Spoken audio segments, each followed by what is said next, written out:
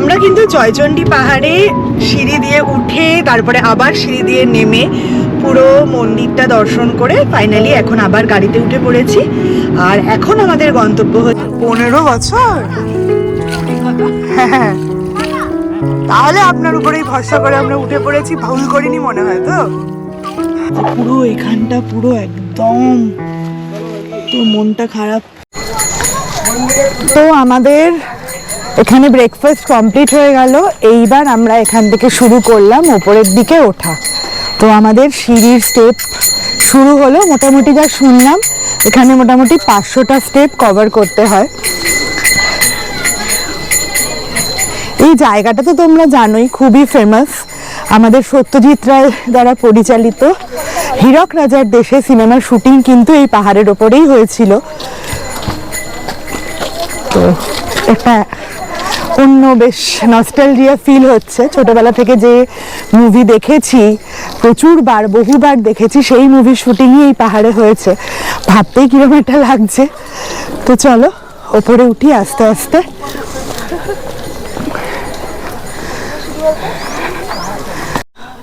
আমরা কিছুটা সিঁড়ি এসে আমি এখন আপাতত একটু বসলাম।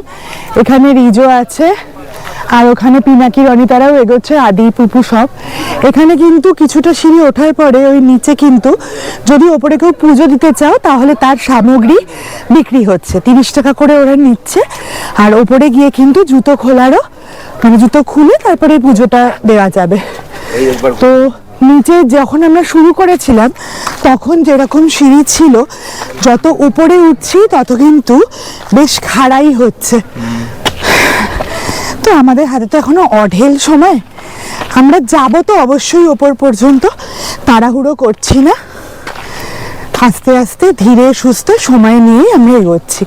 আমরা ওই নিচ থেকে আসছি আর এখানে এসে কিন্তু ডান দিকে একটা দুর্গ মতো করা আছে, অলরেডি ভাঙাচোরা। তো এখন আবার আমরা সামনের দিকে এগিয়ে যাই। তুমি হাঁপাওনি, আমি হাঁপিয়েছিলাম। আদি কি অবস্থা? তো ফিট। চলো চলো।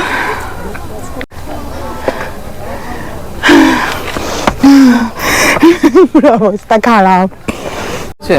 তো ফাইনালি কিন্তু আমরা এখানে বজরংবলীর মন্দির, আর এখানে হচ্ছে মন্দিরে পৌঁছে গেছি ওপরে। এইদিকে ভিউটা পাওয়া যায়।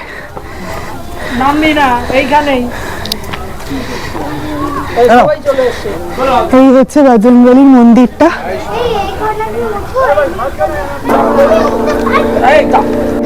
এই হচ্ছে এখান থেকে পুরো ভিউটা, সিটির পুরো ভিউটা, পাহাড়ের ভিউ সমস্তটা। দারুণ দারুণ, সার্থক, পুরো সার্থক। ওইদিকে ছিল বজরঙ্গী বলির মন্দির আর এখানে হচ্ছে চণ্ডী মাতার মন্দির। এখানে বাইরে সবাই জুতো খুলে ভেতরে পুজো দেওয়ার ব্যবস্থা আছে। তো আমি এখন একটুখানি ভেতরে ঢুকি।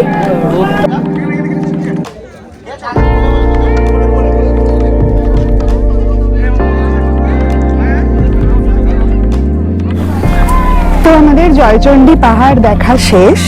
এখন কিন্তু আমরা আবার সিঁড়ি বেয়ে নিচের দিকে নামছি। নামার সময় কোনো কষ্ট নেই, ওঠার সময় যত কষ্ট। আদি সাবধানে বাবা। হ্যাঁ, ধরে ধরে নামো তাহলেই হবে। জয় মাতা দি বলুন আর এক জায়গায় করে বসুন আর ঠিক উঠে যাবেন, দেখবেন একদম। আমরা কিন্তু জয়চণ্ডী পাহাড়ে সিঁড়ি দিয়ে উঠে তারপরে আবার সিঁড়ি দিয়ে নেমে পুরো মন্দিরটা দর্শন করে ফাইনালি এখন আবার গাড়িতে উঠে পড়েছি। আর এখন আমাদের গন্তব্য হচ্ছে মাইথন। অ্যাকচুয়ালি যেটা হয়েছে, এই যে লং যে উইকেন্ডটা আমরা পেয়েছি, আমাদের এই যে প্ল্যানিংটা হয়েছে আমাদের রোড ট্রিপের, তো সেইটা কিন্তু পুরোটাই একটা সাডেন প্ল্যান ছিল। তো যেহেতু আমরা অনেকটাই লেটে হোটেল খুঁজছিলাম এবং প্ল্যানটা যেহেতু অনেকটাই লেটে হয়েছে, তাই জন্য কিন্তু আমরা বরন্তির আশেপাশে কোনো হোটেল, কোনো রিসর্ট, কোথাও কিছু আমরা কিন্তু ফাঁকা পাইনি, সমস্ত বুকিং ফুল ছিল। তো সেই জন্য আমাদের প্ল্যানটা এবারে একটু অন্যভাবে সাজাতে হয়েছে। আমরা এখন জয়চণ্ডী পাহাড় দেখলাম, এবার আমরা চাইলে এখন বরন্তি লেকটাও দেখতে পারতাম, কিন্তু বাচ্চাগুলো ভীষণ টায়ার্ড হয়ে গেছে। আর আমরা তো অনেক সকালেই বেরিয়েছি, আর যেহেতু শীতকাল ছিল তাই চান টান করেও আমরা বেরোতে পারিনি। আর ওদের এবার টায়ার্ডও হয়ে গেছে, অনেকটা উঠেছে অনেকটা নেমেছে, তো আমরা একটু প্ল্যানটা চেঞ্জ করলাম। আমরা প্রথমে ভেবেছিলাম বরন্তি লেকটা ঘুরেই আমরা একেবারে মাইথান যে হোটেলটা পেয়েছি আমরা সেই হোটেলে ঢুকবো, কিন্তু এখন আমরা আপাতত সবাই মিলেই হোটেলেই গিয়ে চেক ইনটা করে নিই। দেন যদি পসিবল হয় দেন আমরা আবার সন্ধ্যেবেলা বা বিকেলের দিক করে বরন্তি লেকে আসবো। আর যদি না হয় তাহলে সেক্ষেত্রে আমরা কালকে সেই প্ল্যানটা করে নেব।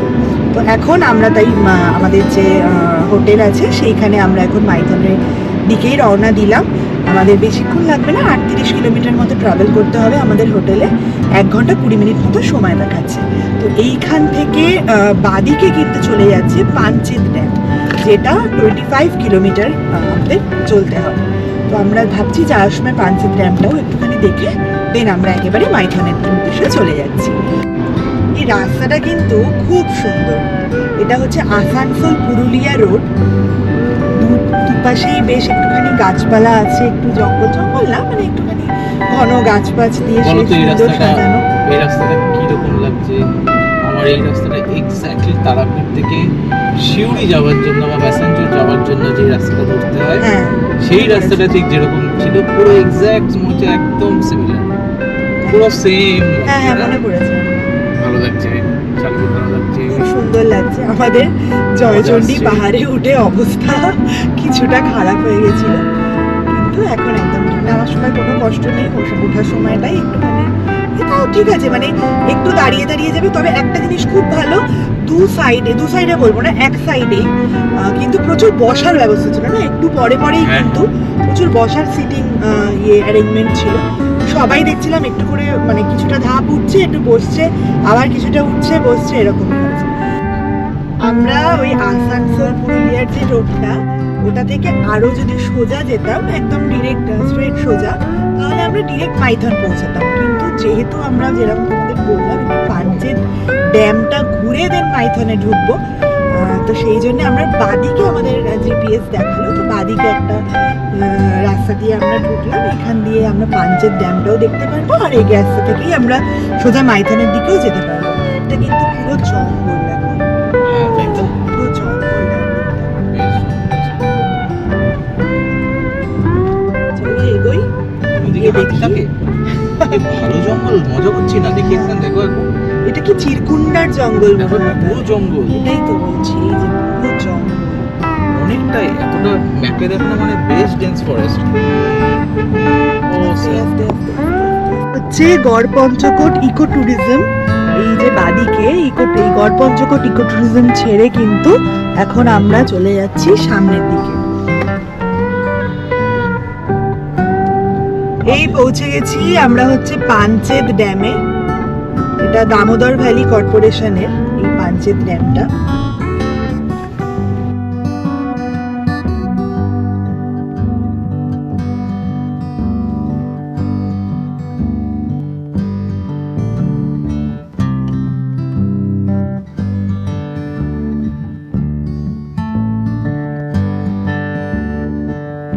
এখন ঘড়িতে বাজে 1:23, আর আমাদের আর বেশিক্ষণ দেখাচ্ছে না আমাদের হোটেলে পৌঁছাতে। 7.8 কিলোমিটার, 25 মিনিট মতো সময় লাগছে। যেরকম আগে বললাম অ্যাপ্রক্সিমেট টাইম দেখাচ্ছে 1:50। তো ফাইনালি আমরা কিন্তু পৌঁছে গেছি মাইথন যুব আবাসে। যদিও আমরা যুব আবাসে আজকে বুকিং করিনি, যুব আবাসের বিল্ডিংটা আমি তোমাদের ভেতরে গিয়ে পুরোটা দেখাচ্ছি। এই হচ্ছে মাইথন যুব আবাসের গেট। এটা কিন্তু গভর্নমেন্ট অফ ওয়েস্ট বেঙ্গলের আন্ডারে পড়ে। এখান থেকেই সমস্ত বুকিং করতে হয় যতদূর আমি জানি, বাট আমরা এখান থেকেই বুকিং করিনি। আমরা এবারে ইউথ হোস্টেল, যেটা যুব আবাসন, সেখানে কোনো বুকিং পাইনি। তো তোমাদের আমি একটা জিনিস দেখাচ্ছি।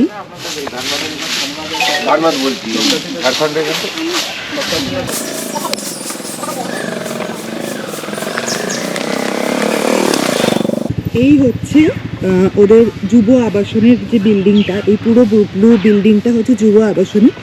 আর এইদিকে যে বিল্ডিংটা দেখছো, এটা হচ্ছে hotel Shantinibas.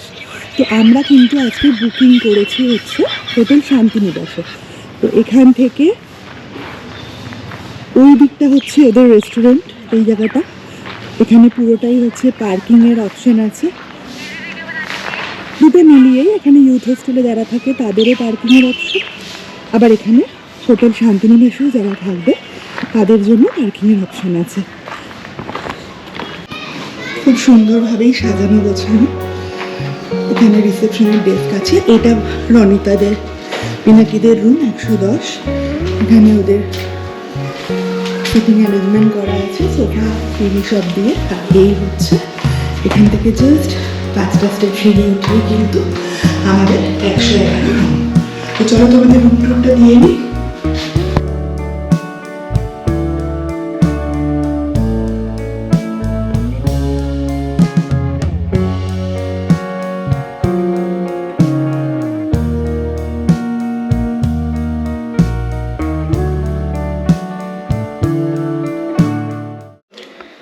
Good morning from Maithon. আজ হলো 25 জানুয়ারি, সানডে। তো তোমরা তো দেখেইছিলে যে কালকে কিন্তু আমরা কলকাতা থেকে নিজেদের গাড়ি নিয়ে চলে এসেছিলাম প্রথমে পুরুলিয়ার বরন্তিতে জয়চণ্ডী পাহাড়। ওটা আমরা প্রায় 500 সিঁড়ি উপরে উঠে ওখানে যে মন্দিরগুলো আছে সেগুলো ভিজিট করেছিলাম, আর তার সাথে কিন্তু আমরা ওখানকার যে এত সুন্দর ভিউ সেটাও দেখেছিলাম। তারপরে ওখান থেকে নেমে কিন্তু আমরা ডিরেক্টলি এখানে এসে মাইথনে শান্তিনিবাস হোটেলে চেক ইন করেছিলাম। তো কালকে সারাদিনটা আমাদের এখানেই মোটামুটি কেটে গেছে। তো এখন ঘড়িতে বাজে হচ্ছে সকাল 9:30। যদিও আমাদের 11টায় চেক আউট টাইম, কিন্তু আমরা আগে থেকে মানে আর্লি চেক আউটই করে যাচ্ছি। এখন এখান থেকে বেরিয়ে আমরা কিন্তু চলে যাব সোজা মাইথন ড্যামে। ওখানে গিয়ে আমাদের বোটিং করার প্ল্যান আছে। তো চলো দিনটা আজকে এভাবেই তোমাদের সাথে শুরু করি।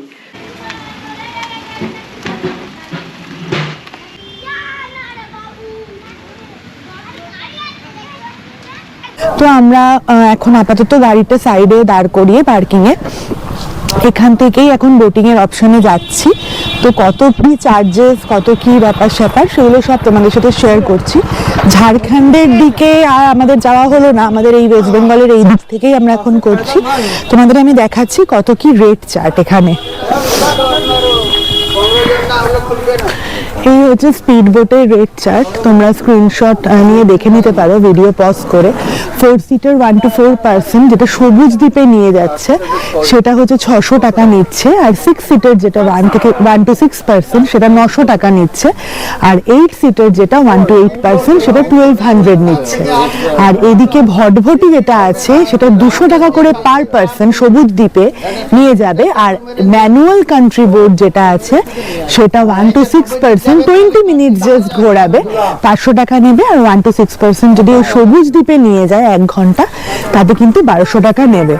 আর এরা কিন্তু এখানে তোমাদের লাইফ জ্যাকেটও প্রোভাইড করবে।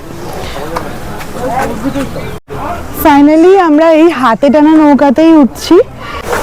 হ্যাঁ, ওখানে বসুন, এখানে বসুন, আপনি যাতে এখানে বসুন। অ্যাকচুয়ালি আমাদের ফার্স্ট প্রেফারেন্স ছিল হচ্ছে স্পিড বোট, কিন্তু সবুজ দ্বীপ বলে যে দ্বীপটা মানে আইল্যান্ডটা আছে ওখানে স্পিড বোট দাঁড় করাতো না। তো সেই জন্যে ওটা ছেড়ে তারপরে আমরা ভটভটির অপশনটাও ট্রাই করেছিলাম, কিন্তু ওটা দুপুর 12টার আগে সেভাবে মানে হবে না চালু, কারণ ওখানে মোটামুটি লোক লাগবে, মিনিমাম 15% না হলে ওরা ছাড়বে না বললো। তো বললো 12টার আগে তো ভাবে 11টা-12টার আগে লোক হয় না।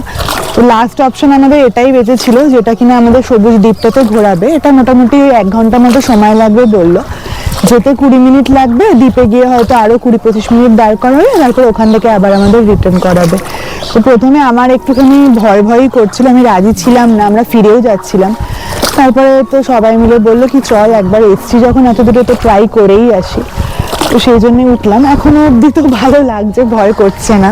15 বছর, হ্যাঁ, তাহলে আপনার উপরেই ভরসা করে আমরা উঠে পড়েছি, ভুল করিনি মনে হয়। তো এই যে দ্বীপ নয়, এই যে এইটা টার্ন নিয়েই কিন্তু আমরা সবুজ দ্বীপটা দেখতে পেয়ে যাব। এই যে পিছনে এটা ঘুরেই কিন্তু আমরা সবুজ দ্বীপটা দেখতে পেয়ে যাব।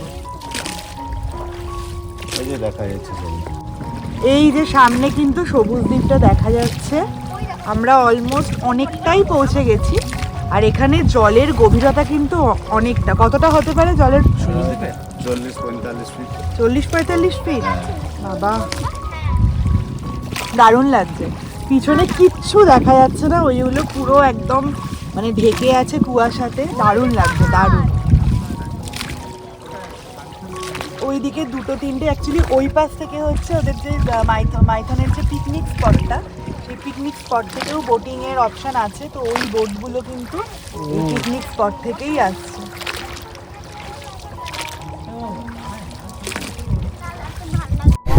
এই কিন্তু আমরা এই যে পৌঁছে গেছি সবুজ দ্বীপে। এবার এখানে নৌকাটাকে দাঁড় করাবে আর আমরা কিন্তু নিচে নামবো। এখানে কিছুক্ষণ থাকবো, ঘোরাঘুরি করব, পুরো দ্বীপটাকে একটুখানি এক্সপ্লোর করব। ওরে বাবা, পিছনে স্পিড বোট আসছে। আমি পৌঁছে গেছি, অসুবিধা নেই, আর ভয় নেই।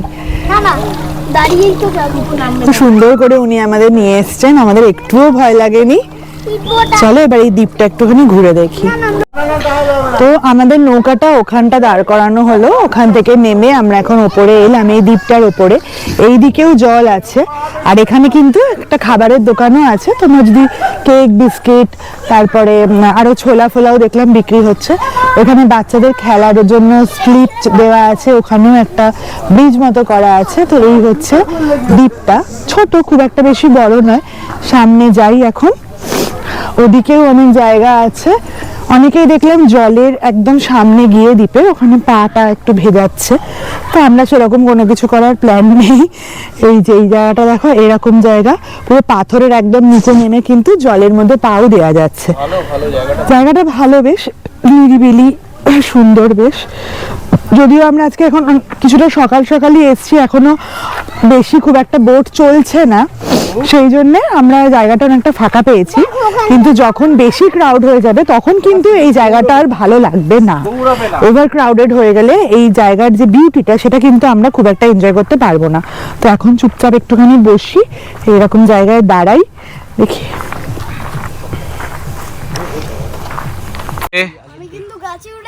হ্যাঁ তাই তো দেখছি বাবা, পড়ে যাসটা কিন্তু, পড়ে যাসটা কিন্তু বাবা, সাবধানে আদি দেখে। ওরে বাবা, দেখে কিন্তু।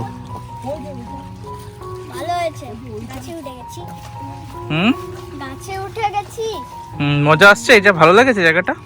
তুমি তো প্রথমে ভয় পাচ্ছিলে। হ্যাঁ ভালো হয়েছে।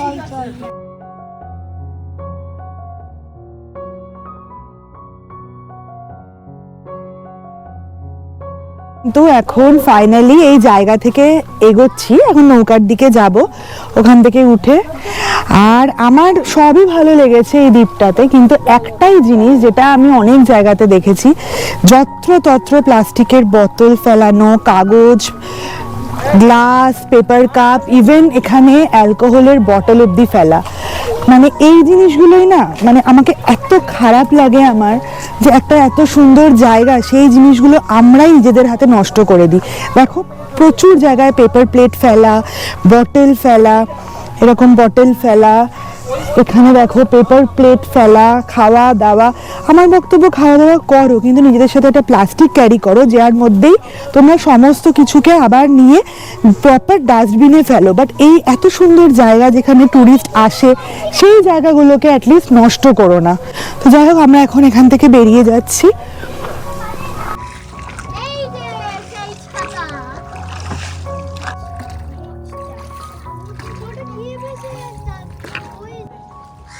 এটা হলো আমাদের এই মাইথন ড্যামের পাশে সবচেয়ে ছোট দ্বীপ।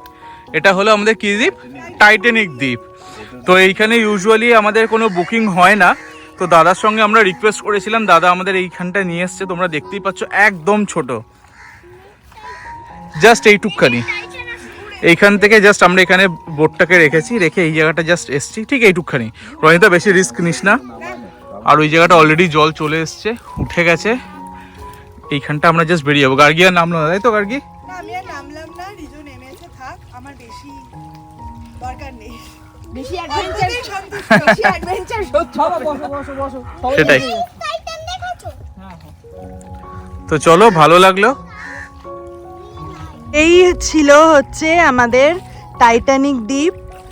আর এখানে দেখো, এইটা হয়ে যাচ্ছে আমাদের চামচ দ্বীপ। সামনে দেখাচ্ছি, দেখেছো পুরো দূর থেকে পুরো চামচের মতো শেপ লাগছে না?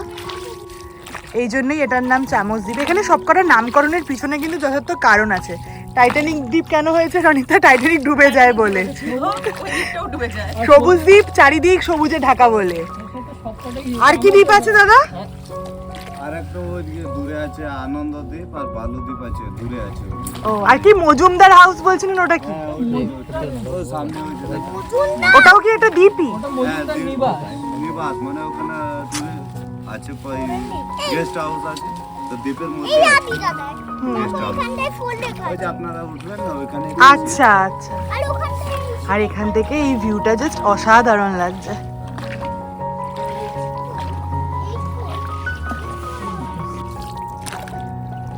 সুন্দর লাগছে। আমি এই চামচ দ্বীপটাই দেখে যাচ্ছি শুধু। রনিতা ঠিকই বলেছে, প্রকৃতির সত্যি অপূর্ব সৃষ্টি। একটা জিনিস মানতেই হয়, আমি প্রথমে ভয় পাচ্ছিলাম, বাট যদি সত্যিকারের না আসতাম, এখন মনে হচ্ছে স্পিড বোট বা ওই ভটভটির থেকে এভাবে যে আমরা একা একা এখানে মানে শুধুমাত্র আমরাই করছি এই হাতে টানা নৌকাতে, যদিও ওনার খুব কষ্ট হচ্ছে আমরা সবাই ফিল করতে পারছি, বাট স্টিল আমাদের খুব ভালো লাগছে, ভীষণ ভালো লাগছে, ভীষণ সুন্দর লাগছে। চারিদিক অপূর্ব। যদি রোদ্দুরটা একটু একটু উঠছে, এখন অলমোস্ট মনে হয় ঘড়িতে 12টা বাজে। আর রিজো তো এখানে শুয়েই পড়েছে, শিকারা রাইডে চড়ছে মনে হচ্ছে রিজো। উপলব্ধি করতে হবে সবসময়, ভিডিও তুলে ফটো তুলে তোমাদেরকে তো শেয়ার করছি অবশ্যই, সাথে আমরাও ফিল করছি, অ্যাটলিস্ট চেষ্টা করছি করার। না ভালো লাগছে। চলো, ঘড়িতে এখন বাজে 1:25 আর আমরা কিন্তু মাইথন ড্যামে বোটিং করে দেন কালকে যেখানে আমরা লাঞ্চ আর ডিনার দুটোই করেছিলাম ওই ঝন্টুদার দোকানে, সেখানেই কিন্তু আমরা লাঞ্চটা করে নিলাম। তো এখন আমরা এখান থেকে সোজা বেরিয়ে পড়েছি আর এখান থেকে ডিরেক্ট আমরা চলে যাচ্ছি কিন্তু বরন্তী লেকে। তো বরন্তী লেক আমাদের এখান থেকে দেখাচ্ছে 28 কিলোমিটার, পৌঁছাতে সময় লাগবে 1 ঘন্টা 18 মিনিট। এই দেখো 1 ঘন্টা 18 মিনিট সময় লাগবে, মোটামুটি দেখাচ্ছে 2:44 নাগাদ আমরা পৌঁছাবো। তো এটা এখন আমরা দিশেরগড় মাইথন রোড দিয়ে যাচ্ছি, রাস্তাটা খুবই সরু। আমরা মাইথন থেকে তো ভেবেছিলাম মাইথন ড্যামের উপর দিয়ে দেন পাঞ্চেত ড্যামের উপর থেকেই ডিরেক্টলি বরন্তী যাব, যেরকম কালকে আমরা বরন্তী থেকে ফিরেছিলাম সেম রাস্তাই ভেবেছিলাম। রাস্তাটা মোটামুটি ভালোই ছিল। আজকে যে রাস্তাটা গতকাল অ্যাভয়েড করার কথা ছিল সেই দিশেরগড়ের রাস্তাটা, আজকে আমাদের জিপিএস কিন্তু সেই দিশেরগড়ের রাস্তাই দেখাচ্ছে। আর এই রাস্তাটা এতটাই বাজে, এক তো পুরো কনজেস্টেড এরিয়ার মধ্যে আমাদের আসতে হয়েছে বরাকরের ওখান থেকে, বরাকর মার্কেট যেটা বরাকর বাজার, ওইখানে এত কনজেশন, লোকাল কনজেশন প্রচুর। আর তার উপরে সিগন্যাল কাজ করছে না, পুলিশ নেই, কোথাও কিছু নেই, মানে জঘন্য আর কি। আর যেরকম কালকে বলেছিলাম প্রত্যেক 500 মিটার অন্তর অন্তর একটা করে বাম্পার, আর মানে সেই উঁচু উঁচু বাম্পার। এই দেখো এখনো আমরা এরকমই বাম্পারের উপর দিয়ে যাচ্ছি। এখনো বরাকর আমাদের এই বরন্তী আমাদের দেখাচ্ছে 23 কিলোমিটার 59 মিনিটস। তো চলো এগোই। জাস্ট তোমাদের রাস্তার ইনফরমেশনটা দিয়ে রাখলাম, যদি কেউ তোমরা এখানে আসো মানে মাইথনে বা বরন্তী যেখানেই আসো না কেন, বরন্তী থেকে মাইথন বা মাইথন থেকে বরন্তী যাতায়াত করতে চাও, চেষ্টা করো ওই এই হ্যাঁ এক্স্যাক্টলি, আমি কালকেও তোমাদের ভিডিওতে একই কথা বলেছিলাম। রাস্তার অবস্থা সত্যি খুব খারাপ। এটা কি দিশেরগড় রোড? হ্যাঁ দিশেরগড় আসানসোল, মানে আসানসোলের রাস্তাটা দিশেরগড়। মানে আমার ফার্স্ট গিয়ারে গাড়ি চলছে, লিটারালি ফার্স্ট গিয়ার ছাড়া গাড়ি চালাতে পারবে না তোমরা। আর মোটামুটি হাঁটুরও অবস্থা খারাপ, নিচ দিয়ে দামোদর নদী চলে যাচ্ছে। এইখান থেকে এতক্ষণ পর আমরা একটুখানি জানি না দামোদর নদীর ব্রিজের জন্য হয়তো একটুখানি মনে হচ্ছে দেখতে পাচ্ছি সোজা রাস্তা, হ্যাঁ তা নাহলে এতক্ষণে ওই টোটো ফোটো এইসব হাবি জাবি গাড়ি ছাড়া কিছুই দেখতে পাচ্ছিলাম না। একটুখানি মনে হচ্ছে না গাড়িতে চড়ছি, এতক্ষণ নৌকা চালাচ্ছিলাম। তো তোমরা যেটা গাড়ি বললে একটু আগে, অবশ্যই করে এর অল্টারনেট কোনো রুট যদি থাকে গুগল ম্যাপে একবার চেক করে নিও, সেইটাকে অ্যাভেল করার ট্রাই করো, এটাকে একদম স্ট্রিক্টলি নাও। আমরা সেটাই ডিসকাস করছিলাম আস্তে আস্তে, যারা এখানকার লোকাল তাদের জন্য কতটা হেক্টিক, গাড়ি চালাতে অবস্থা খারাপ হয়ে যাচ্ছে। যারা ডেলি এখানে বাইক রাইড করছে ভাবো, অফিস বা বিজনেস পারপাস, যেই রিজনের জন্যই তাকে ডেইলি কমিউটের জন্য, তাদের অবস্থা একটা ভাবো একবার কি অবস্থা। এগুলোকে একটুখানি আমাদের গভর্নমেন্টের দিক থেকেও দেখা উচিত যে এগুলোর কোনো রকমের একটু তো ঠিক করতে হবে, যাতে মানুষ তো বসবাস করে রে বাবা। জানি না, চলো দেখা যাক সামনে আবার কি অপেক্ষা করছে। এই ডান দিকে আমরা ঘুরে কিন্তু একটা কাঁচা রাস্তায় ঢুকলাম, কাঁচা মাটির রাস্তায়। এখান থেকে ওই মোটামুটি 3 কিলোমিটারের ডিস্টেন্সে কিন্তু তোমরা ওই ডান দিকে রাস্তাটা পেয়ে যাবে। এখান থেকে পুরোটাই এখন মাটির রাস্তা। বাবা, শুরু হয়ে গেল রাস্তাটা আর একটু। এই বাবা, সামনে পুরো পাহাড়। আমার মনে হচ্ছে আমরা পাহাড়ি লেকের মতনই একটা অসাধারণ ভিউ এর সাক্ষী হতে চলেছি।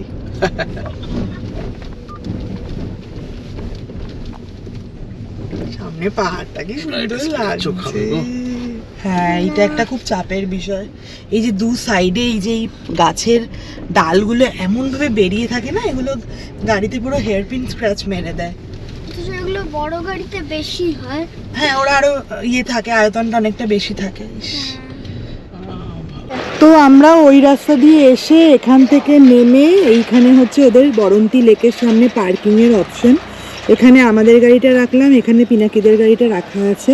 আর সারা গাড়িতে পুরো হেয়ারলাইন স্ক্র্যাচ হয়ে গেছে দুই সাইডে। মানে অন্য কোনো রুট আমাদের গুগল ম্যাপ দেখায়নি, হয়তো অন্য কোনো রুট ছিল না জানি না। পুরো সারা গাড়িতে এরকম হেয়ারলাইন স্ক্র্যাচ। ভাল লাগছে না, মনটা একটুখানি খারাপই লাগছে। দু সাইডে দুদিকের দরজাতে, পিনাকিদের গাড়িতেও হয়েছে। এই যে পুরো এখানে হেয়ারলাইন স্ক্র্যাচ, এই দেখো পুরো।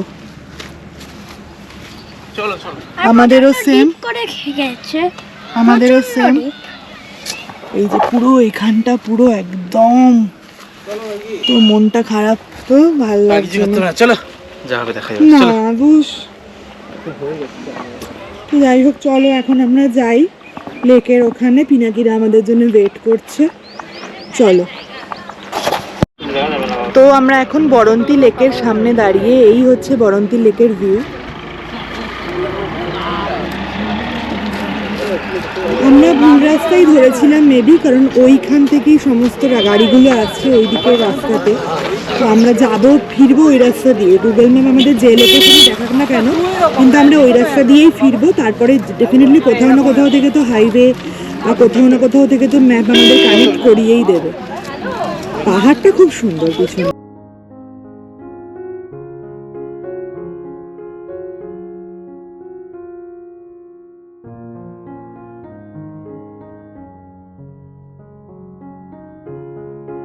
একটা জিনিস খুব ভালো, ওই যে পাহাড় পুরো রিফ্লেকশন হচ্ছে লেকে। লেকের জলটা এতটাই ক্লিয়ার। ওখানেও সেম, ওখানেও পাহাড়, এখানেও পুরো রিফ্লেকশন হচ্ছে। সূর্যটাও দারুণ পড়েছে। আমরা আর ওয়েট করবো না, কারণ আমাদের কলকাতা ব্যাক করতে হবে আজকে। তো সেই জন্য আমরা লেট করবো না। বাট বুঝতে পারছি এখানের সানসেটের ভিউটা কিন্তু জাস্ট অসাধারণ হতো।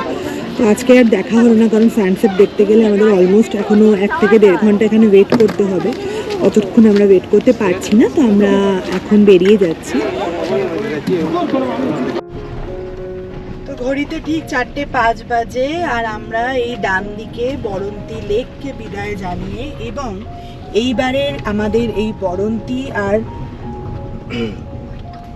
মাইথনের ট্রিপটাকে শেষ করে আমরা কিন্তু এখন বাড়ির দিকে রওনা দিলাম।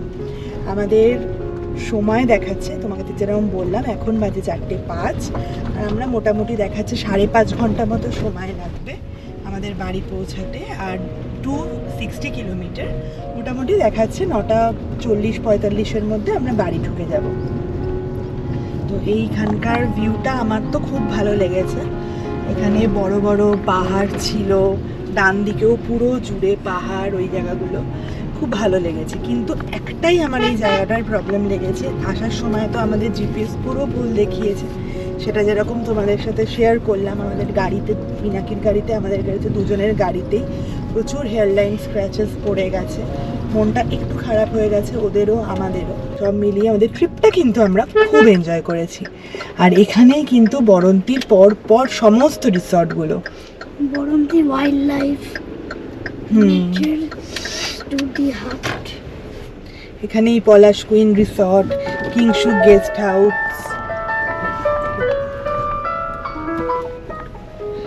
সমস্ত। এই যে বাদিকে হচ্ছে the Palash queen resort. Finally আমরা একটু ভালো রাস্তায় উঠে গেছি, যে রাস্তা দিয়ে এসছিলাম। এখান থেকে শালতোরা 6, বাঁকুড়া 45, রানীগঞ্জ 34 কিলোমিটার। তো আমরা এখন দুর্গাপুর পুরুলিয়া রোডে উঠে পড়েছি, আর আমাদের কিন্তু 5.25 ঘন্টা সময় দেখাচ্ছে। তো এখন খুব ভালো রাস্তা, আমরা এখন এগিয়ে যাব। আর এই ট্রিপটা কিন্তু আমাদের খুবই ভালো হলো। আমরা ওই দিক থেকে এসে এইখানে ঢুকলাম, গাড়িটাকে এখানে রেখে এখন আমরা ঢুকবো আদি ল্যাংচা হোমে। জাস্ট এটা হাইওয়ের পাশেই আদি ল্যাংচা হোমটা। তো এখানে আমরা এখন একটুখানি চা আর টুকটাক কিছু খাওয়া দাওয়া করবো। থেকে এখন নেওয়া হচ্ছে আমাদের জন্য সিঙ্গারা। খাবেন আর কি একটু সিঙ্গাড়া? হ্যাঁ হ্যাঁ, চাটনি, সিঙ্গারা আর সাথে চাটনি, পারফেক্ট কম্বিনেশন।